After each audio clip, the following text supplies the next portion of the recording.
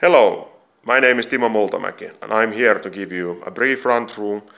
Points in this game represent traces that you leave in the internet and hence they are bad. You win by having the least amount of points. It's important to keep in mind that whoever ends the game by landing his hacker in the end tile first might not win the game, but the person who has the least points after the end scoring. Points are counted whenever first player runs out of cards.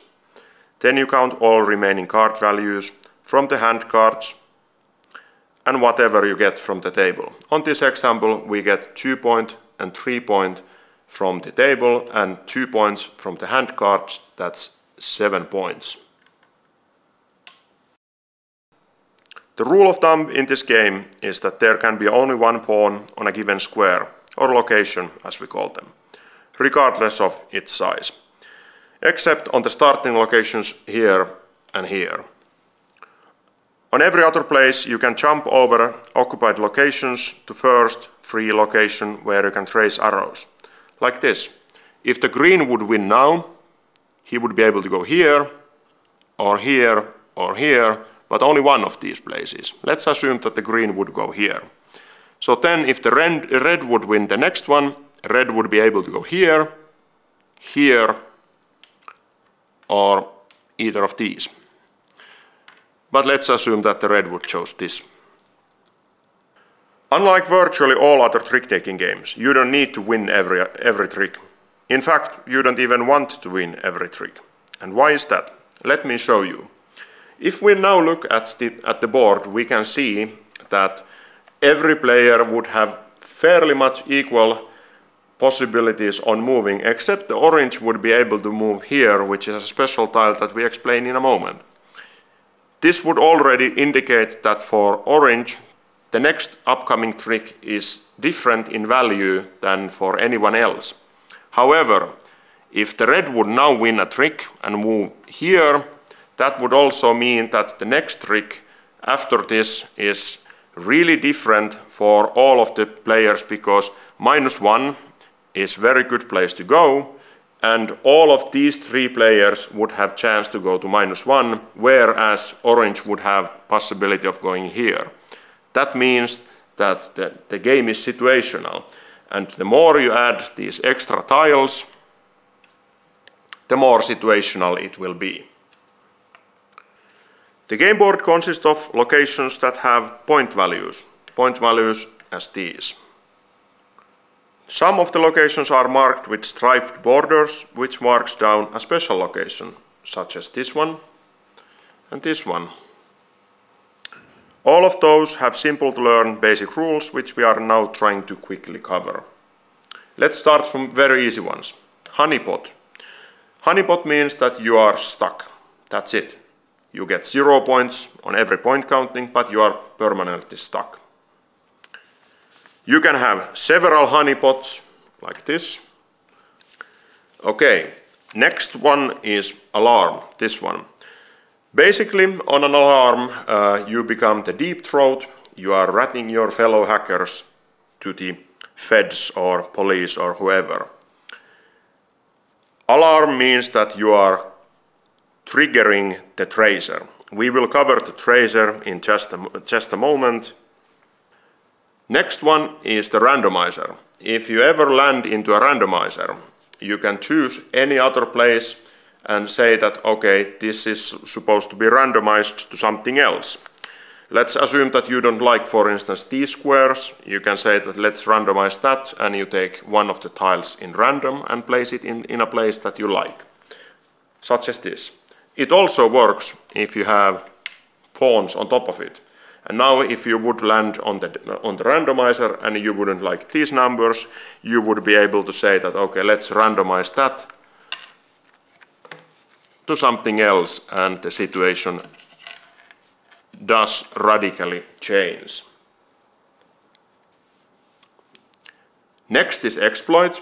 If you land on exploit, you are allowed to put an exploit marker to any one place. For instance, if someone would be already in honeypot and you would put a +1 marker on honeypot, then it's no longer that convenient place. However, if you land there by yourself, you could make Honeybot to be -1 location, which is just excellent for your game.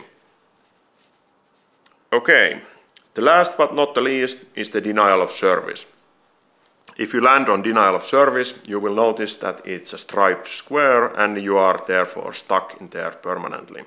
However, when you land on denial of service, you can move one pawn of your choice, but not the one that landed on the denial of service, to any of the starting locations, this or that. For instance, if you don't like the blue player being on root access, you can move him back to the public server. Now that we know what Alarm does, it's time to see what Tracer does. Tracer is effectively a cyber cop trying to reach hackers to put them to jail. Jail is a bad place to be, and you will not get out during the game. Let's see how Tracer works. The red hacker wins a trick and decides to land on Alarm. That triggers the Tracer. It's now active, and on every trick that the red hacker wins from now on, he has to move both his one remaining hacker and the Tracer. Tracer tile is always located in the same place, right here, so you know where the Tracer is upcoming. So if the red player now would win a trick, he would be able to move, for instance, this way, and the hacker would move one forward. If the red player would again win a trick, and one more trick, and still one more trick. And now we would see that the cop would actually, or the Tracer would actually reach some other players who would be unfortunate enough to go to jail. As in reality, you cannot know what you find from a server where you are hacking into. We have implemented variable end condition tiles, this very much in mind. These are optional components, and some people might want to play without them. However, for added bit of theme and thrill, we recommend that after the basic game is known, these are introduced to the game. It's also advisable that either none of the players or all of the players know what are the possible options for variable end condition tiles. You can also opt to play with only a subset of these tiles if one or more of these are not for your liking. All of those are anyhow good for the player who lands there. And you should randomly pick one and reveal it only when player pawns land in there.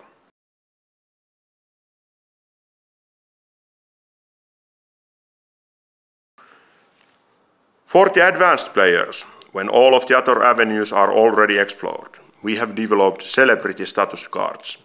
These represent the fact that some hackers want to spend their time in limelight, and some do not want to leave any traces of their presence. When playing with celebrity status cards, you'll secretly draw one, and your aim is to have exactly that many points by the end of the game. The winning condition is therefore different for each player. That takes far more planning and means that you'll have to recreate your strategy for the most every trick. It also means that it's very difficult to know who is winning until the very end.